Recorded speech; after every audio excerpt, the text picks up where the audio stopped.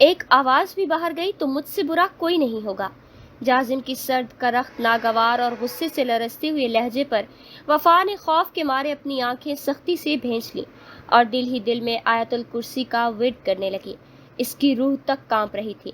سرخ بھاری عروسی جوڑے میں ملبوس، ہاتھوں میں گہری مہندی سجائے جن پر ابھی تک اس کے اپنے آنسوؤں کی نمی باقی تھی، وہ خوف سے تھر تھر کانپتے وجود کے ساتھ بیڈ کی ایک نکر پر سمٹی بیٹھی تھی۔ تقدیر نے چند ہی گھنٹوں کے اندر اس کی سیدھی سادی، خاموش اور بے رنگ سی زندگی کا رخ یوں موڑ دیا تھا کہ اسے سنبھلتے ہوئے حالات کو سمجھنے، سوچنے یا ٹھیک سے سانس لینے تک کا موقع بھی نہ ملا تھا۔ وہ تو جیسے ایک پکٹ پتلی تھی جس کی ڈوریاں بے رحم حالات اور مجبوریوں نے کھینچ رکھی تھیں۔ چند گھنٹے پہلے تک اس گھر میں خوشیوں کا سماں تھا، گہما گہمی تھی، ڈھولک کی تھاپ پر گیت گائے جا رہے تھے، لیکن پھر اچانک ایک قیامت ٹوٹ پڑی۔ وفا کی بڑی بہن شفا، جو دکھنے میں بے حد خوبصورت، دودھیا گوری، سرخ و سفید چہرے والی اور کسی چاند کا ٹکڑا لگتی تھی، عین بارات والے دن رخصتی سے محض 2 گھنٹے پہلے گھر سے فرار ہو گئی تھی۔ شفا ہمیشہ سے ہی ضدی، خودسر اور اپنی خوبصورتی کے زوم میں مبتلا لڑکی تھی۔ اس سے معلوم تھا کہ اس کے حسن کے دیوانے بہت ہیں، اور اسی حسن کے غرور میں اس نے اپنے خاندان کی عزت کو داؤ پر لگا دیا۔ گھر میں کوہرام مچ گیا تھا۔ باپ اسلم صاحب کی پگڑی اچھل چکی تھی۔ وہ شخص جس نے ساری زندگی شرافت اور ایمانداری کی روٹی کمائی تھی، آج اپنی ہی بیٹی کے ہاتھوں معاشرے کی نظروں میں ذلیل ہو گیا تھا۔ ماں سکینہ بیگم تو یہ خبر سنتے ہی سینہ پیٹ کر غش کھا کر گر پڑی تھی۔ گھر کے اندر ایک ماتم کا سا سما تھا، اور دوسری طرف جازم شاہ کی بارات بینڈ باجوں، آتش بازی اور دھوم دھام سے ان کے دروازے پر پہنچ چکی تھی۔ محلے اور خاندان میں شرافت کی اس سفید پوشی کو تار تار ہونے سے بچانے کے لیے والدین نے روتے، گڑ گڑاتے اور سسکتے ہوئے وفا کے ہاتھ جوڑے۔ میری بچی، ہماری عزت رکھ لے۔ آج اگر یہ بارات خالی لوٹ گئی تو تیرا باپ جیتے جی مر جائے گا۔ لوگ تھو تھو کریں گے، میں کسی کو منہ دکھانے کے قابل نہیں رہوں گا۔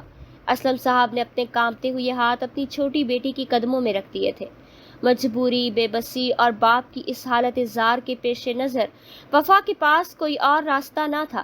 اس نے اپنے جذبات، اپنی خواہشات اور اپنے مستقبل کو ایک لمحے میں قربان کر دیا۔ اسے غسل دلوا کر شفا کے لیے تیار کیا گیا۔ وہ بھاری عروسی جوڑا پہنایا گیا جو اس کے وجود پر ایک بوجھ کی طرح محسوس ہو رہا تھا۔ کامتی ہوئی یک بستہ انگلیوں سے اس نے نکاح کے کاغذات پر دستخط کر دیے تھے۔ دونوں بہنوں کے حسن، مزاج اور شخصیت میں زمین آسمان کا فرق تھا۔ شفا کی رنگت جہاں دودھیا سفید اور ننہالی نین نقش والی تھی، وہیں وفا سانولی رنگت کی مالک تھی۔ اس کی آنکھیں گہری، سیاہ، بڑی اور تیکھی تھیں، جن میں ایک عجیب سی اداسی اور گہری چھپی ہوتی تھی۔ لیکن سفید رنگت کے ان روایتی اور کھوکھلے معیارات پر پورا نہ اترنے کی وجہ سے وہ ہمیشہ اپنے ہی گھر میں، اپنی ہی رشتہ داروں میں شفا کے تابناک حسن کے سامنے پھیکی اور نظر انداز سمجھی جاتی تھی۔ اسے بچپن ہی سے یہ احساس دلایا گیا تھا کہ وہ عام سی ہے اور اس کا مقدر بھی عام سا ہی ہوگا۔ نکاح کے بعد جب رخصتی کی کٹھن مراحل طے ہوئے اور وہ جازم شاہ کے عالی شان محلات جیسے بنگلے میں پہنچی تو اس کا دل زور زور سے دھڑک رہا تھا۔ جب جازم نے بھاری قدم سے کمرے میں آ کر گھونگھٹ الٹا تو اس کی آنکھوں میں جو چمک اور اشتیاق تھا وہ ایک سیکنڈ کے 1000ویں حصے میں شدید صدمے، نفرت، حقارت اور غصے میں بدل گیا۔ جازم شاہ کوئی عام شخص نہیں تھا، وہ ایک متمول، انتہائی کامیاب بزنس مین، بلا کا خوبصورت، مغرور اور حد درجے حسن پرست انسان تھا۔ اس نے شفا کی تصویر دیکھ کر اس کے سحر انگیز حسن سے متاثر ہو کر اس شادی کی حامی بھری، اور آنے والی سہاگ رات اور اپنی ہونے والی بیوی کے متعلق اپنے ذہن میں حسن و جمال کے ان گنت خمار آلود خواب سجا رکھے تھے۔ لیکن جب اس نے گھونگھٹ کے نیچے ایک سانولی لڑکی کو، جس کا چہرہ آنسوؤں سے بھیگا ہوا تھا اور جو خوف سے کانپ رہی تھی، دیکھا تو اس کا خون کھولنے لگا۔ اس کی رگوں میں جیسے آگ دوڑ گئی ہو۔ یہ تم لوگوں نے کیا ناپاک ڈرامہ رچا رکھا ہے؟ یہ کیا گھٹیا مذاق ہے میرے ساتھ؟ جازم نے ایک جھٹکے سے گھونگھٹ واپس اس کے چہرے پر پھینکا۔ اس کی آواز میں ایسی دھاڑ تھی کہ وفا کا دل سینے کی پسلیاں توڑ کر باہر آنے کو بےتاب ہو گیا۔ جازم غصے میں کھولتا ہوا کمرے کا دروازہ پٹاخ سے بند کر کے باہر نکل گیا۔ باہر لابی میں اس کی ماں مریم بیگم اور اس کی مغرور بہن جویریہ ریشمی جوڑوں میں ملبوس ہیرے کے زیورات پہنے کھڑی تھی۔ جو دلہن کا استقبال کرنے، منہ دکھائی کی رسمیں نبھانے اور اپنی سہیلیوں کے سامنے اپنی چاند سی بہو کی نمائش کرنے کی تیاریوں میں تھی۔ جازم کو یوں آگ بگولا طوفان کی طرح باہر نکلتے دیکھ کر مریم بیگم گھبرا گئیں۔ کیا ہوا جازم بیٹا؟ تم یوں غصے میں باہر کیوں نکل آئے؟ سب خیر تو ہے نا؟ دلہن کو کیا ہوا؟ مریم بیگم نے پریشانی سے آگے بڑھ کر اپنے بیٹے کا بازو تھاما۔ آپ تو کہہ رہی تھی کہ دلہن چاند کی پری ہے، آسمان سے اتری ہوئی حور ہے، لیکن یہ کیا فراڈ ہے میرے ساتھ مام؟ جازم کا لہجہ انگاروں جیسا گرم تھا، اس کی آنکھیں غصے سے سرخ ہو رہی تھیں۔ اندر جو لڑکی بیٹھی ہے وہ تو شفا ہے ہی نہیں، وہ تو کوئی اور ہے۔ آپ نے سانولی معمولی اور کلوٹی لڑکی سے میرا نکاح کروا دیا۔ کیا میں اتنا گیا گزرا ہوں کہ میرے گلے پر یہ مصیبت باندھی گئی؟ مریم بیگم نے صدمے سے اپنا سر پیٹ لیا، ان کے پیروں تلے سے زمین نکل گئی۔ یا اللہ، یہ تم کیا کہہ رہے ہو؟ ارے بیٹا، یہ دھوکہ میں نے نہیں بلکہ ان احسان فراموش دوغلے اور مکار لوگوں نے کیا ہے۔ وہ خوبصورت لڑکی شفا جسے میں نے تیرے لیے پسند کیا تھا، جس کے لیے میں نے لاکھوں کے زیورات بنائے تھے، وہ ڈائن بارات والے دن اپنے کسی عاشق کے ساتھ ہمارے دیے ہوئے زیورات اور پیسے لے کر بھاگ گئی۔ اس کا باپ وہ اصلا میرے قدموں میں گر کر زارو قطار رو رہا تھا، میری منتیں کر رہا تھا کہ بارات واپس نہ لے جائے۔ میں کیا کرتی؟ تم ہی بتاؤ، میں کیا کرتی؟ ہمارے اتنے بڑے خاندان کی عزت کا سوال تھا، شہر بھر کے معززین آئے ہوئے تھے، مہمانوں کے سامنے ہمارا تماشا بننے سے بچانے کے لیے میں نے مجبوری میں اس چھوٹی سانولی بہن کو تیرے ساتھ رخصت کروا لیا۔ میں نہیں چاہتی تھی کہ لوگ ہم پر ہنسے، لیکن تم فکر نہ کرو، ابھی خاموش رہو۔ کل ولیمے کے بعد ہم اس کا فیصلہ کریں گے، چاہے تو اسے جوتے کی نوک پر رکھنا، چاہے 1 مہینے کے اندر طلاق کے کاغذات اس کے منہ پر مار کر اسے گھر سے نکال پھینکنا۔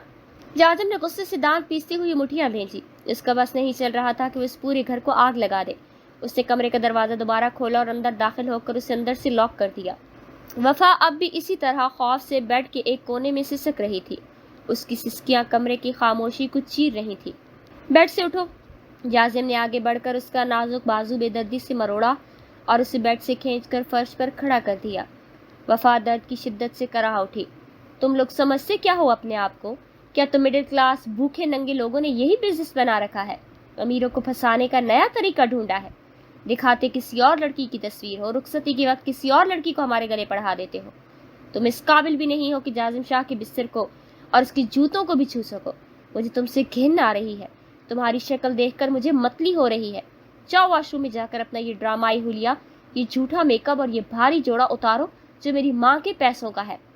وفا نے بغیر کوئی جواب دیے خاموشی سے اپنے بہتے ہوئے آنسو صاف کیے۔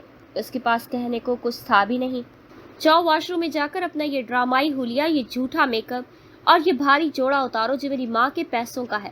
وفا نے بغیر کوئی جواب دیے خاموشی سے اپنے بہتے ہوئے آنسو صاف کیے۔ اس کے پاس کہنے کو کچھ تھا بھی نہیں۔ وہ مجرم نہ ہوتے ہوئے بھی مجرموں کے کٹہرے میں کھڑی تھی۔ وہ کانپتے قدموں سے ڈریسنگ روم کی طرف بڑھ گئی۔ اسے محسوس ہو رہا تھا کہ جیسے اس کے پیروں میں منو وزن باندھ دیا گیا ہو۔ چند منٹوں بعد جب وہ اپنا بھاری عروسی جوڑا اتار کر منہ ہاتھ دھو کر ایک سادہ سے ہلکے گلابی رنگ کے سوٹ میں باہر نکلی تو جازم کی نظریں جو بے صبری سے اسے دوبارہ ڈانٹنے کے لیے تیار تھیں بے اختیار اس پر جم کر رہ گئی۔ بغیر کسی میک اپ، زیور اور زرق برق لباس کے اس کی سانولی رنگت میں ایک عجیب سحر انگیز پرکشش اور دلکش جاذبیت تھی۔ اس کے گھنے سیاہ اور لمبے ریشمی بال جو پہلے جوڑے میں قید تھے اب اس کی کمر پر آبشار کی طرح بکھرے ہوئے تھے۔ پانی کی قطرے اس کے چہرے سے ٹپک رہے تھے۔ چہرے پر معصومیت، درد، آنکھوں میں نکھرا ہوا حیا کا رنگ تھا۔ بے شک وہ سفید رنگ کی مالک نہیں تھی، لیکن اس کا متناسب اور بھرپور وجود نسوانی دلکشی سے لبریز تھا۔ اس کی گہری سیاہ آنکھوں میں ایک ایسی کشش تھی جو دیکھنے والے کو اپنی طرف کھینچتی تھی۔ جازم جو بیڈ پر بیٹھا موبائل فون پر بے نیازی ظاہر کر رہا تھا، اندر ہی اندر اپنی مردانہ اور فطری جذبات کی شدت سے مغلوب ہونے لگا۔ جوں جوں رات کا سناٹا گہرا ہوتا گیا، کمرے میں پھیلی ہوئی مخصوص عطر کی خوشبو اور وفا کی موجودگی کا احساس اس کے دماغ پر حاوی ہونے لگا۔ بے شک وہ سفید رنگت کی مالک نہیں تھی، لیکن اس کا متناسب اور بھرپور وجود نسوانی دلکشی سے لبریز تھا۔ اس کی گہری سیاہ آنکھوں میں ایک ایسی کشش تھی جو دیکھنے والے کو اپنی طرف کھینچتی تھی۔ جازم جو بیڈ پر بیٹھا موبائل فون پر بے نیازی ظاہر کر رہا تھا، اندر ہی اندر اپنی مردانہ اور فطری جذبات کی شدت سے مغلوب ہونے لگا۔ جوں جوں رات کا سناٹا گہرا ہوتا گیا، کمرے میں پھیلی ہوئی مخصوص عطر کی خوشبو اور وفا کی موجودگی کا احساس اس کے دماغ پر حاوی ہونے لگا۔ اس کے اندر کا جنون، غصہ اور طلب ایک عجیب سی امتزاج میں بدلنے لگی۔ اس سے مزید ضبط نہ ہو سکا اور اس نے آگے بڑھ کر بے دردی سے وفا کو اپنی طرف کھینچ لیا۔ اس نکاح کا فیصلہ تو کل ہوگا، لیکن جو ذلت اور ڈیگریڈیشن تمہاری بہن اور تمہارے ماں باپ نے مجھے دی ہے، جس طرح میری انا کو ٹھیس پہنچائی ہے، اس کا خمیازہ تو تمہیں ہی بھگتنا پڑے گا۔ تم اسی لیے آئی ہو نا یہاں؟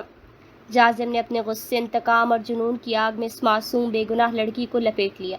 وفا کا نازک وجود درد، حیرت اور بے پناہ خوف سے سسک اٹھا، لیکن جاذب سنگ دل بنا اپنی شدتیں اس پر لٹاتا رہا۔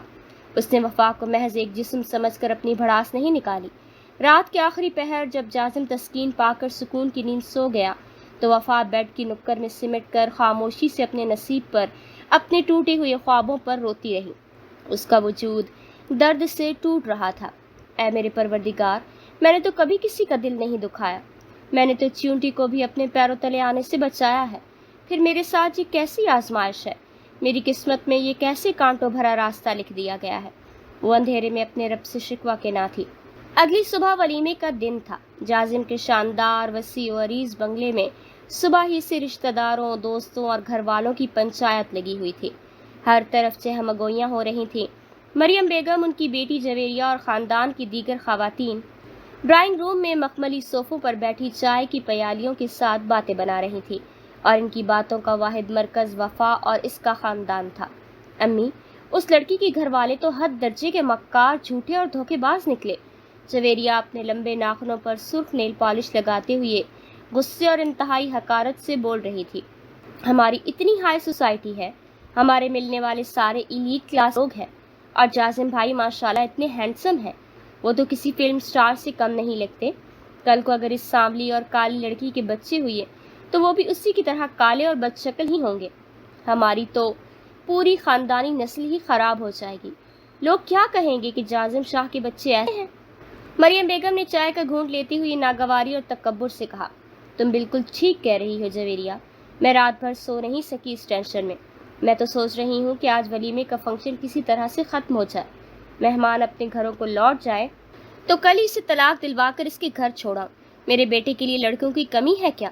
1-2 مہینے گزرنے دو، بات ٹھنڈی ہو جائے گی تو میں اپنے جازم کی دوسری شادی کسی نہایت خوبصورت، گوری چٹی، نیلی آنکھوں والی اور کسی بڑے امیر خاندانی لڑکی سے کرواؤں گی۔ یہ کلوٹی تو ہمارے گھر کی نوکرانی بننے کے لائق بھی نہیں۔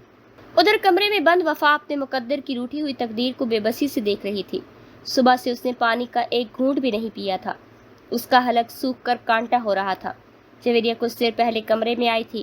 اس نے وفا کو تیار ہونے کا کہنے کی بجائے انتہائی طنزیہ اور زہریلی انداز میں کہا تھا، سنو، تم باہر لابی میں یا مہمانوں کے سامنے آنے کی زحمت بالکل مت کرنا، تم اسی کمرے میں بند رہو گی، کہیں ہمارے ہائی کلاس اور پڑھے لکھے مہمان تم جیسی سانولی، اچڑ اور نحوست بھری شکل دیکھ کر ڈر نہ جائے، اور ہاں، کسی چیز کو ہاتھ مت لگانا۔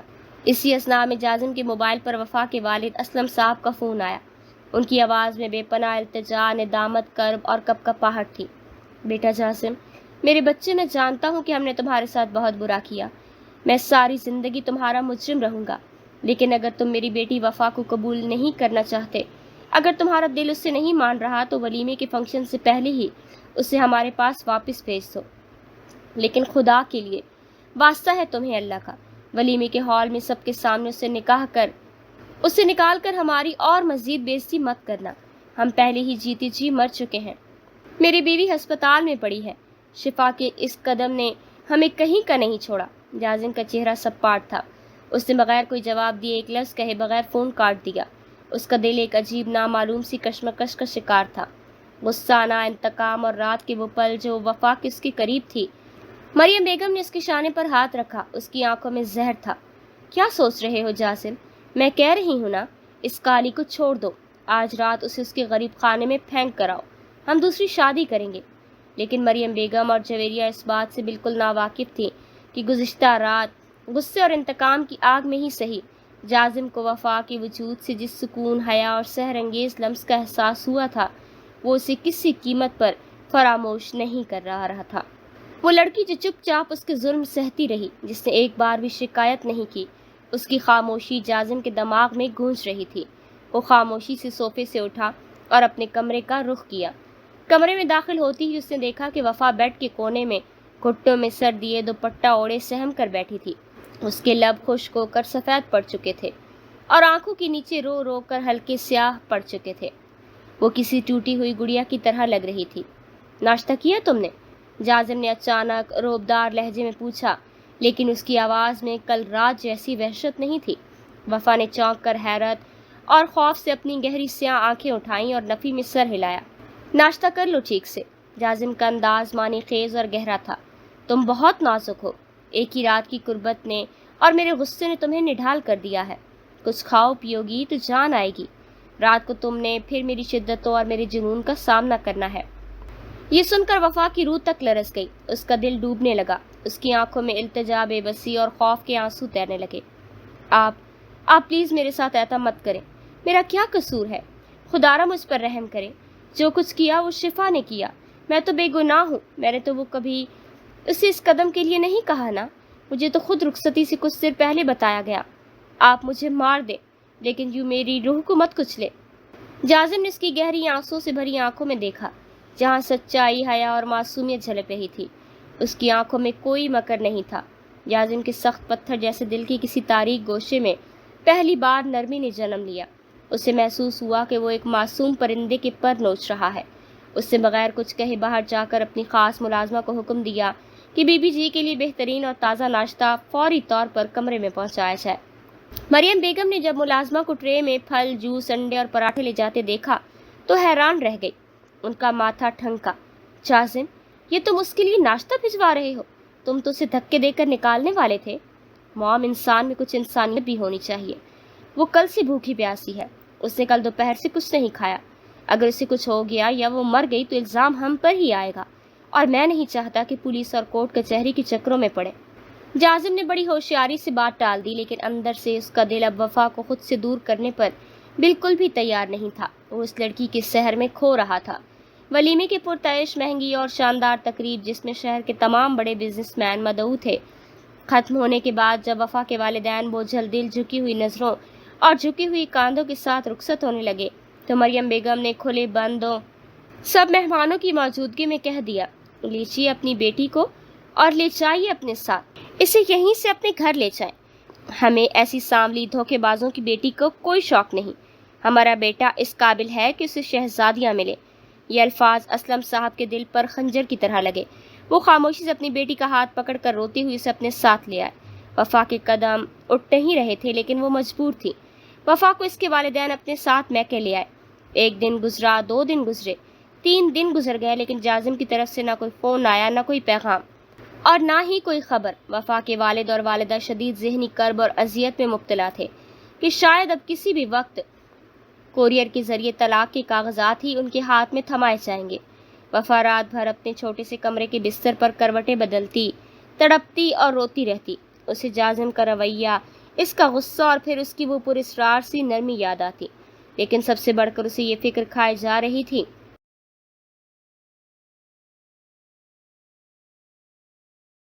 کہ اگر اسے طلاق مل گئی تو اس کے بوڑھے اور بیمار ماں باپ اس ظالم معاشرے کے طعنے کیسے برداشت کریں گے۔ لوگ کہیں گے کہ ایک بیٹی بھاگ گئی اور دوسری کو شوہر نے دوسرے دن ہی چھوڑ دیا۔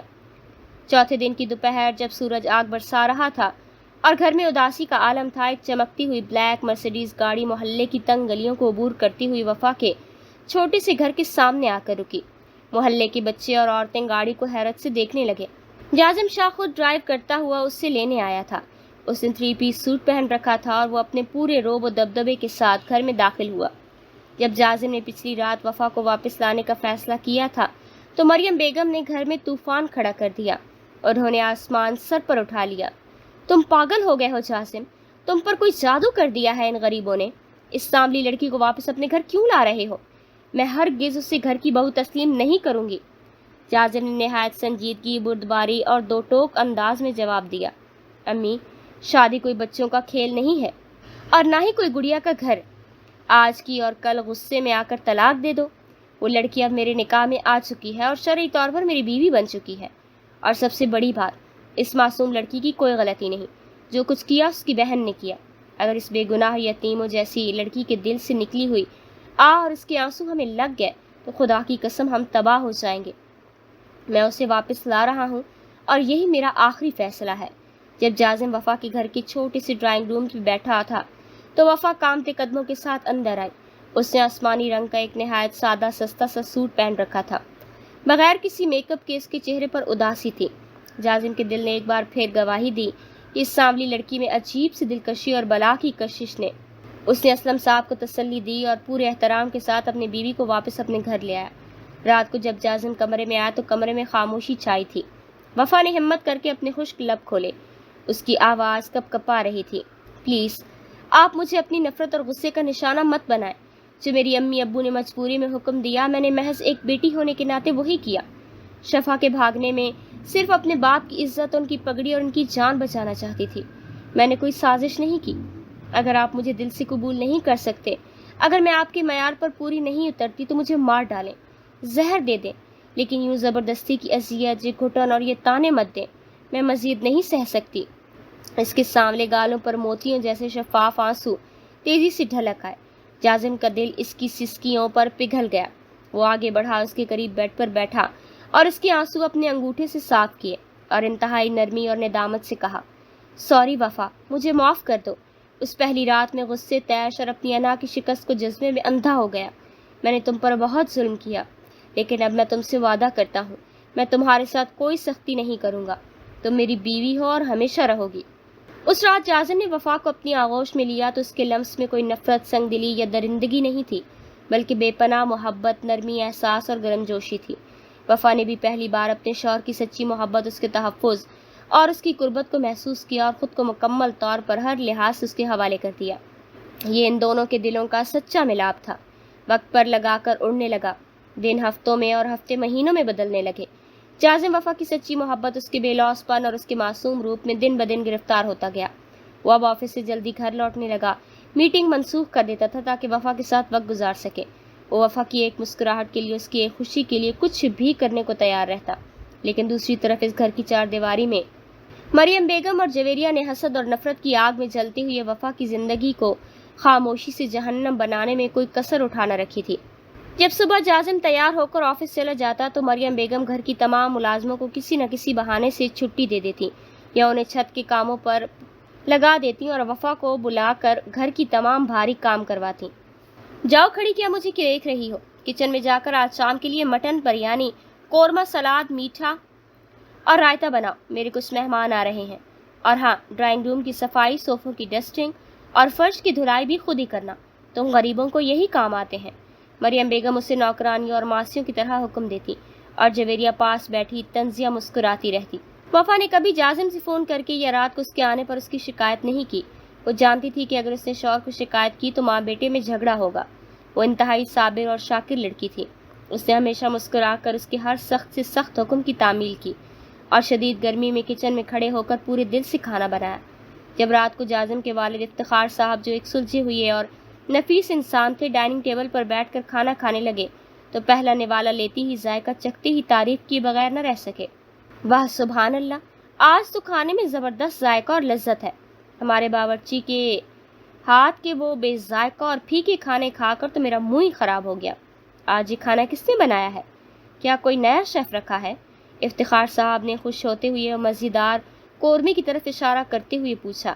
جویریہ نے جل بھل کر منہ بناتی ہوئی اور چمچ کو پلیٹ میں پٹکتے ہوئے کہا، ڈیڈی کوئی نیا شیف نہیں آیا، یہ آپ کی وہ لاڈلی غریب گھرانے کی اور سانولی بہو نے بنایا ہے، انہیں یہی باورچیوں والے کام ہی تو آتے ہیں۔ جازم جو خاموشی سے کھانا کھا رہا تھا، جب اسے معلوم ہوا کہ اس کے نازک پھول جیسی بیوی سے دن بھر ملازموں کی طرح سخت گرمی میں کام کروایا گیا تو اس کے ہاتھ سے نوالا چھوٹ گیا۔ رات کو اس نے اپنی ماں سے الگ جا کر سختی سے بول پڑا، امی مجھے سب سمجھ آ رہا ہے کہ آپ کیا کر رہی ہیں۔ آپ مجھے بتائیں، اگر اس کی جگہ شفا ہوتی جو گوری تھی تو کیا آپ اسے یوں ہی جھاڑو پونچھا اور کچن کے کام کرواتی؟ ہرگز نہیں۔ وفا میری بیوی ہے، اس گھر کی عزت ہے، کوئی ماسی یا ملازمہ نہیں۔ میں نے اسے دل سے قبول کر لیا اور اب آپ کو بھی اور جویریہ کو بھی اسے قبول کرنا پڑے گا۔ آئندہ اسے کسی کام کا نہ کہا جائے۔ مریم بیگم نے غصے سے طنز کرتے ہوئے کہا، تم تو اس کے اندھے دیوانے ہو گئے ہو جازم، پتہ نہیں کیا کالا جادو گھول کر پلا دیا اس کالی لڑکی نے تمہیں۔ ماں کو آنکھیں دکھا رہے ہو ایک 2 ٹکی کی لڑکی کے لیے۔ جازم نے مسکرا کر مگر سنجیدگی سے جواب دیا، اس نے مجھ پر کچھ جادو نہیں کیا ماں، وہ ہے ہی ایسی، اس کا اخلاق اور اس کی سچائی سب سے بڑا جادو ہے۔ مجھے یقین ہے کہ جلد ہی آپ بھی اس کی دیوانی ہو جائیں گی۔ بس اپنے دل سے یہ رنگت کا تعصب نکال دیں۔ جازم وفا کی دلجوئی کے لیے اکثر اسے رات کو آئس کریم کھلانے، لانگ ڈرائیو پر یا کسی اچھے ریسٹورینٹ میں ڈنر پر لے جاتا۔ وہ اس سے مہنگے گفٹس لا کر دیتا۔ وفا جب کھلی ہوا میں سانس لیتی تو دل ہی دل میں اپنے رب کا شکر ادا کرتی کہ اس کی صبر، خاموشی اور برداشت کا پھل اسے جازم کی انتہائی گہری اور سچی محبت کی صورت میں مل رہا تھا۔ شادی کے 2 ماہ گزر چکے تھے۔ ان 2 مہینوں میں وفا کی طبیعت کچھ بوجھل اور مسلسل خراب رہنے لگی۔ اسے صبح اٹھتی ہی بار بار چکر آتے، ہر وقت غنودگی چھائی رہتی، کام کرنے کو دل نہ کرتا اور اکثر کچن میں جاتی ہی متلی ہونے لگتی۔ جازم یہ سب دیکھ کر پریشان ہو گیا اور فوراً اسے شہر کے مہنگے اور بہترین ہسپتال میں سینئر لیڈی ڈاکٹر کے پاس چیک اپ کے لیے لے گیا۔ ڈاکٹر نے تفصیلی چیک اپ کیا، بلڈ ٹیسٹ اور الٹرا ساؤنڈ کے بعد مسکرا کر جازم کو کیبن میں بلایا اور مبارکباد دی۔ مبارک ہو جازم صاحب، آپ کی وائف پریگننٹ ہے، لیکن خوشخبری صرف اتنی نہیں بلکہ ان کی رپورٹس بتا رہی ہیں کہ ان کے ہاں جڑواں بچوں کی پیدائش ہونے والی ہے۔ انہیں بہت زیادہ احتیاط، آرام اور خوشگوار ماحول کی ضرورت ہے۔ جازم کی خوشی کا تو کوئی ٹھکانہ ہی نہیں رہا۔ وہ خوشی سے نہال ہوتا ہوا پھولوں کا ایک بڑا گلدستہ لے کر وفا کو گاڑی میں بٹھا کر گھر پہنچا۔ اس نے راستے میں ہی سوچا تھا کہ یہ اتنی بڑی خوشخبری سن کر شاید اب تو اس کی ماں کا دل پگھل جائے گا۔ آخر وہ دادی بننے والی تھی اور گھر میں خوشی اور جشن کا ماحول ہوگا۔ لیکن جب مریم کو ڈرائنگ روم میں بیٹھے یہ خبر ملی تو اس کے چہرے پر خوشی کی بجائے ہوائیاں اڑنے لگیں اور ان کے ماتھے پر مزید بل پڑ گئے۔ کس بات کی خوشی مناؤں میں جازم؟ مٹھائیاں بانٹوں کیا؟ خوشی تو تب ہوتی جب کوئی خاندانی گوری چٹی اور خوبصورت بہو ہوتی اور میرے پوتے کی ماں بننے والی ہوتی۔ مجھے تو سوچ کر ہی گھن آ رہی ہے کہ اگر بچے بھی اس وفا کی طرح کالے اور سانولی رنگت کے ہوئے تو میری تو پوری نسل ہی خراب ہو جائے گی۔ لوگ میری پیٹھ پیچھے مذاق اڑائیں گے کہ مریم بیگم کے پوتے پوتی حبشیوں کی طرح دکھتے ہیں۔ وفا جو دروازے کے پاس کھڑی یہ سب سن رہی تھی، دل پر ساس کے یہ زہریلے الفاظ بھاری ہتھوڑا بن کر برسے۔ وہ بھاگ کر اپنے کمرے میں آئی، دروازہ لاک کیا اور زاروں قطار ہچکیاں لے لے کر رونے لگی۔ جب جازم پیچھے پیچھے کمرے میں آیا تو وفا نے روتے ہوئے اس کا کالر پکڑ لیا۔ کیا سانولا ہونا اتنا بڑا گناہ ہے جازم؟ کیا کالے رنگ والے انسان نہیں ہوتے؟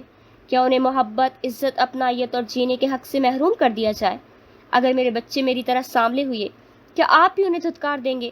وفا نے جازم کی سینے سے لگ کر سسکتے ہوئے ایسا سوال پوچھا جس نے جازم کو اندر تک ہلا دیا۔ جازم نے انتہائی مضبوط اور پیار سے اسے اپنے سینے میں بھینچ لیا اور اس کے ماتھے کو چوما۔ خدا کے لیے ایسا مت سوچو، تم میری آنکھوں سے خود کو دیکھو وفا، تم میرے لیے اس دنیا کی سب سے خوبصورت عورت ہو اور مجھے تمہاری اس پاکیزہ سیرت، تمہاری سادگی سے محبت ہے۔ روپ، رنگ، گورا پن اور یہ حسن تو محض چند سالوں کا مہمان ہوتا ہے، وقت کے ساتھ ڈھل جاتا ہے اور جھریاں پڑ جاتی ہیں، لیکن اچھے اخلاق، سچائی اور وفاداری ہمیشہ قائم رہتی ہے۔ ہمارے بچے چاہے جیسے بھی ہو وہ میری جان ہوں گے، تم بس ان باتوں پر دھیان مت دو۔ لیکن مریم بیگم اور جویریہ نے اب وفا کو اس گھر سے نکالنے کا انتہائی خبیث، گھٹیا اور شاطرانہ منصوبہ بنایا۔ 5ویں مہینے جب روٹین الٹرا ساؤنڈ کے طور پر ڈاکٹر نے خوشی سے بتایا کہ قوی امکان ہے کہ جڑواں بیٹیاں ہوں گی تو مریم بیگم کا رویہ مزید زہریلا اور کینہ پرور ہو گیا۔ بیٹیاں اور وہ بھی سانولی لڑکی کی، یہ مریم بیگم کی برداشت سے باہر تھا۔ اگلے ہی دن جب جازم ایک بزنس ٹرپ پر دوسرے شہر گیا ہوا تھا، مریم بیگم نے جان بوجھ کر شدید گرمی، دوپہر کی دھوپ اور حبس کے موسم میں وفا کو پورے گھر اور بڑے سے سین میں پیروں کے بل بیٹھ کر جھاڑو لگانے اور پوچھا مارنے پر مجبور کیا۔ وفا کے پیٹ میں شدید درد تھا، اس کے پاؤں سوج چکے تھے، لیکن مریم بیگم نے ذرا رحم نہ کھایا۔ کام کرو گی تو نارمل ڈیلیوری ہوگی، ورنہ اسپتال کے بل ہم نہیں بھریں گے، انہوں نے تانا دیا۔ پھر تھوڑی دیر بعد جویلیہ نے اپنے پلان کے مطابق ایک ایسا تازہ پھلوں کا جوس تیار کیا جس میں اس نے حاملہ خواتین کے لیے انتہائی مضر، گرم اور اسقاط حمل کا باعث بننے والی ادویات کی بھاری مقدار شامل کی تاکہ اس کا حمل آج ہی ضائع ہو جائے اور یہ قصہ ہی ختم ہو جائے۔ جویریہ نے بڑی محبت کا ناٹک کرتے ہوئے وہ گلاس وفا کو دیا۔ لو بھائی، تم تھک گئی ہوگی، یہ پی لو۔ پیاس کی شدت سے نڈال وفا نے بغیر کچھ سوچے سمجھے وہ جوس پی لیا۔ چند ہی منٹوں بعد وفا کو شدید چکر آنے لگے، اس سے خون کی الٹیاں آنا شروع ہو گئی اور پیٹ میں ایسا شدید مروڑ اٹھا جیسے کسی نے خنجر کھوم دیا ہو۔ وہ چیخ مار کر فرش پر گر پڑی۔ اچانک قسمت کا کرنا ایسا ہوا کہ جازم کی فلائٹ کینسل ہو گئی اور وہ اسی وقت گھر واپس آ گیا۔ اس نے جب ڈرائنگ روم میں وفا کو خون میں لت پت اور درد سے تڑپتے دیکھا، جب اس کی ماں اور بہن آرام سے صوفے پر بیٹھی تماشا دیکھ رہی تھی، تو جازم پاگلوں کی طرح چیخا اور فوراً وفا کو اٹھا کر گاڑی میں ڈالا اور ہسپتال بھاگا۔ اللہ کی فضل و کرم سے اور ڈاکٹرز کی فوری امداد سے وفا نے چونکہ جوس پیتی ہی کہہ کر دی تھی، اس لیے زہر کی زیادہ مقدار کہہ کے ذریعے باہر نکل گئی اور دونوں بچوں کی جان بچ گئی، لیکن ڈاکٹر نے جازم کو سختی سے وارننگ دی کہ یہ کوئی حادثہ نہیں بلکہ جان بوجھ کر دی گئی دوا کا نتیجہ ہے۔ گھر واپس آ کر جب جازم نے سوال کیا تو مریم بیگم نے الٹا وفا پر ہی الزام لگا دیا کہ یہ خود جان بوجھ کر الٹی سیدھی دوائیاں کھا رہی ہے، کیونکہ یہ کام چور ہے، اپنے جسم کو خراب نہیں کرنا چاہتی اور بچوں کو دیکھ بھال نہیں کرنا چاہتی۔ جازم خاموش رہا، لیکن اس کی آنکھیں اب پوری طرح کھل چکی تھی۔ اس نے خاموشی سے اپنے فیصلے کر لیے تھے۔ 9 ماہ کا یہ کٹھن، آنسو اور اذیتوں سے بھرا عرصہ بالآخر پورا ہوا اور وفا نے اسپتال کی VIP روم میں 2 انتہائی پیاری، گول مٹول، صحت مند اور خوبصورت بیٹیوں کو جنم دیا۔ جازم کی خوشی دیدنی تھی، وہ خوشی سے پھولے نہیں سما رہا تھا، اس کی آنکھوں میں خوشی کے آنسو تھے۔ اس نے اپنی ننھی ننھی بیٹیوں کو، جن کے چھوٹے چھوٹے ہاتھ پیر تھے، باری باری اپنے سینے سے لگایا اور ان کی پیشانی اور گالوں پر بے شمار بوسے دیے۔ اس سے پورے ہسپتال کے سٹاف میں مٹھائیاں اور لفافے بانٹے، لیکن جب مریم بیگم اور جویریہ ہسپتال پہنچی اور انہوں نے جھک کر دیکھا کہ بچیوں کی رنگت سفید دودھیا نہیں بلکہ ہلکی گندمی اور سانولی تھی، بالکل اپنی ماں جیسی پرکشش، تو مریم بیگم نے تکبر اور غصے سے بچیوں کو گود میں لینے یا انہیں پیار کرنے سے بھی صاف انکار کر دیا۔ ہٹاؤ ان بچیوں کو میرے سامنے سے، پیدا بھی کی تو بیٹیاں، اور وہ بھی سانولی کالی کلوٹی، میرے خاندان کا نام ڈبو دیا تم نے جازم۔ مریم بیگم نے اسپتال کے کمرے میں نرسوں اور ڈاکٹروں کے سامنے اپنا زہر اگلنا اور شور مچانا شروع کر دیا۔ وفا کمزوری کی حالت میں بیڈ پر لیٹی یہ سب سن کر خاموشی سے رو رہی تھی۔ گھر واپسی پر بھی جب جویریہ نے بچیوں کی شکل دیکھ کر منہ بنایا اور طنزیہ باتیں کی، یہ تو بڑی ہو کر کسی کام کی نہیں رہیں گی۔ جازم شاہ کی صبر کا پیمانہ جو پچھلے کئی مہینوں سے بھر رہا تھا، اچانک لبریز ہو گیا۔ بس امی، بہت ہو گیا، اب ایک لفظ اور نہیں۔ جازم کی دھاڑ نے پورا بنگلہ گونج اٹھا۔ ملازم سحر کر دیواروں سے لگ گئے تھے۔ میں نے سوچا تھا کہ وقت کے ساتھ آپ بدل جائیں گی، ننھی بچیوں کو دیکھ کر آپ کے دل میں ممتا جاگے گی، لیکن مجھے افسوس کے ساتھ کہنا پڑ رہا ہے کہ آپ لوگ انسان کہلانے کے لائق بھی نہیں۔ آپ کے دل پتھر کے ہو چکے ہیں۔ یہ میری بیٹیاں ہیں، میرا خون ہے، میرا فخر ہے۔ اگر آج میں نے گھر میں رہا تو کل کو آپ میری بیٹیوں کو بھی احساس کمتری کا شکار کر دیں گی، انہیں بھی ان کی رنگت کے تانے دے دے کر ذہنی مریض بنا دیں گی، جیسے آپ نے میری بیوی کو بنانے کی کوشش کی تھی۔ جازم، تم کہاں جا رہے ہو؟ پاگل مت بنو، تم ہمارے اکلوتے بیٹے ہو، اس پوری جائیداد کے وارث ہو۔ افتخار صاحب اور مریم بیگم نے روتی ہوئی اسے روکنا چاہا۔ مجھے آپ کی جائیداد نہیں چاہیے، میں اس گھر میں ایک پل، ایک سیکنڈ بھی نہیں رکوں گا جہاں میری بیوی اور میرے معصوم بچیوں کی عزت ان کے کردار کی بجائے ان کی رنگت کی وجہ سے تولا جائے۔ جازم نے فوراً اپنے ملازموں کو حکم دے کر اپنی وفا اور بچیوں کا ضروری سامان پیک کروایا اور اسی وقت اپنا الگ نیا خریدا ہوا شاندار گھر لے کر اپنی بیوی اور بیٹیوں کے ساتھ وہاں شفٹ ہو گیا۔ مریم بیگم روتی رہ گئی، لیکن جازم نے مڑ کر نہیں دیکھا۔ اب وفا، جازم اور ان کی دونوں بیٹیاں ایک انتہائی پرسکون، محبت بھرے، عزت اور پرتعیش ماحول میں زندگی گزار رہے تھے۔ جازم اپنی بیٹیوں پر جان چھڑکتا تھا، انہیں شہزادیوں کی طرح رکھتا تھا، اور وفا کو ملنے والی اس بے پناہ محبت، عزت اور مقام نے اس کے ماضی کے تمام زخم، اس کا احساس کمتری اور سارے دکھ ہمیشہ کے لیے دھو دیے۔ وہ اب ایک پراعتماد اور خوش باش عورت تھی۔ دوسری طرف قدرت کا اپنا نظام اور مقافات عمل پہیا بڑی بے رحمی بلکہ پورے انصاف سے گھوما۔ کہتے ہیں کہ خدا کی لاٹھی بھی آواز ہوتی ہے۔ شفا، جو اپنی خوبصورتی کے غرور میں اپنے بوڑھے ماں باپ کو ذلیل کر کے جس امیر عمیر نامی لڑکی کے ساتھ بھاگ گئی تھی، وہ محبت کرنے والا انسان نہیں بلکہ ایک نوسریاز، شرابی، جواری اور عیاش مرد نکلا۔ اس کی نظر صرف شفا کے لائے ہوئے زیورات اور پیسوں پر تھی۔ شادی کے چند ماہ بعد ہی جب پیسے ختم ہوئے تو اس نے شفا پر شدید جسمانی تشدد کرنا شروع کر دیا۔ وہ روز رات کو شراب پی کر دھت آتا، شفا کے بال پکڑ کر اسے مارتا، پیٹتا اور تانے دیتا کہ جو اپنے موڑے باپ کی عزت کو مٹی میں ملا کر ان کی پگڑی اچھال کر میرے ساتھ بھاگ سکتی ہے تو تیری کیا اوقات ہے کہ میں تجھے عزت دوں؟ تو کسی کی سگی نہیں، کل کو تو مجھے بھی چھوڑ کر بھاگ جائے گی۔ جب شفا امید سے ہوئی اور اس نے سوچا کہ شاید اب عمیر سدھر جائے تو عمیر نے زبردستی اسے مار پیٹ کر اس کا حمل ضائع کروا دیا اور ایک رات اسے دھکے دے کر سڑک پر بے آسرا چھوڑ کر گھر سے نکال دیا۔ شفا اب درد کے در کی ٹھوکریں کھانے پر مجبور تھی۔ اس کا حسن رو رو کر ماند پڑ چکا تھا اور وہ اپنی غلطی، اپنے غرور، ہر آنسو کو رو رہی تھی۔ اسے وفا کی یاد آتی تھی کہ کاش وہ بھی اپنی بہن کی طرح صبر کرتی۔ ادھر جویریہ، جس سے اپنے گورے رنگ، اپنے حسن اور اپنی دولت پر بے انتہا غرور تھا، اس کی شادی انتہائی امیر، مغرور اور بڑے خاندان گھرانے میں دھوم دھام سے ہوئی تھی۔ کچھ عرصے بعد جب جویریہ کے ہاں پہلے بچی کی پیدائش کا وقت آیا تو مریم بیگم سونے کا قیمتی ہار، مٹھائیاں اور پھول لے کر بڑی شان اور تکبر سے اپنی بیٹی سے ملنے ہسپتال پہنچی تاکہ سسرال والوں پر روب جھاڑ سکے۔ لیکن ہسپتال کے کمرے کا دروازہ کھولتے ہی اندر کا منظر دیکھ کر مریم بیگم کے پاؤں تلے سے زمین نکل گئی۔ ان کے ہاتھوں سے مٹھائی کا ڈبہ چھوٹ کر گر گیا۔ جویریہ کی گود میں ایک انتہائی سانولی بلکہ کالی رنگت کا کمزور سا بچہ تھا۔ جویریہ بیڈ پر بیٹھی پھوٹ پھوٹ کر دھاڑے مار کر رو رہی تھی، جبکہ اس کا شوہر اور سسرال والے اس پر شدید شک اور نفرت کی نظریں ڈال رہے تھے۔ یہ بچہ کس کا ہے؟ بتاؤ مجھے۔ جویریہ کا شوہر غصے سے دھاڑ رہا تھا اور اس کی آواز پورے ہسپتال میں گونج رہی تھی۔ ہمارے پورے خاندان میں، ہماری 7 نسلوں میں کوئی کالا نہیں ہے۔ ہم پٹھان ہیں۔ ہم نے کسی کے ساتھ اپنا منہ کالا کیا ہے؟ کس کا گناہ میرے سر منڈ رہی ہو؟ سچ بولو ورنہ میں ابھی اسی وقت تمہیں 3 طلاقیں دے کر فارغ کروں گا۔ سسرال کی عورتیں جویریہ پر طعنوں کی بارشیں کر رہی تھیں، اسے ذلیل کر رہی تھیں، اور اس کا شوہر اسے پکڑ کر گھر سے نکالنے کی دھمکیاں دے رہا تھا۔ مریم بیگم اور جویریہ بے بسی اور صدمے سے سر پکڑ کر ہسپتال کے ٹھنڈے فرش پر بیٹھ گئیں۔ آج وہی الزام، وہی ذلت، وہی بدنامی، کرب اور وہی طعنے جویریہ کے اپنے سر پر آ چکے جو وہ کبھی اپنی بے گناہ، معصوم اور صابر بھابھی وفا کو دیا کرتی۔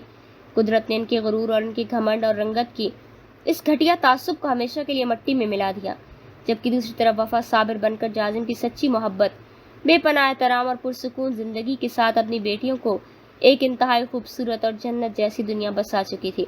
قدرت نے ثابت کر دیا کہ سچی خوبصورتی رنگت میں نہیں بلکہ سیرت اور کردار میں ہوتی ہے۔